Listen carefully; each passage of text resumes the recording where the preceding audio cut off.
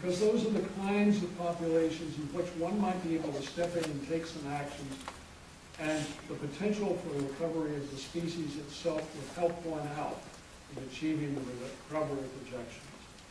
And then there are the losers, things that have high threat levels, low reproductive potential, things like California condors, where there's been a huge amount of money poured into something that is perhaps the poster child for something that continues to experience high threat levels that are almost insurmountable and has abysmal recovery potential.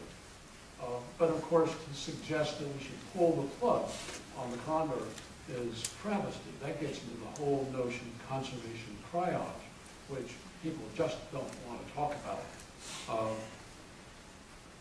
ecologists among them. And we have to learn how to deal with uncertainty. As scientists, our job is really always to reduce uncertainty, to come up with greater certainty about our conclusions, regardless of what it is we're studying. And in general, as scientific knowledge increases, the level of uncertainty goes down. At least this is our assumption that it would work that way. So we recognize statistical thresholds for this, so that we can recognize thresholds for type 1 and type 2 errors. We can recognize an area here in which perhaps we don't need to know anything more about it because we're already almost completely certain about how it works.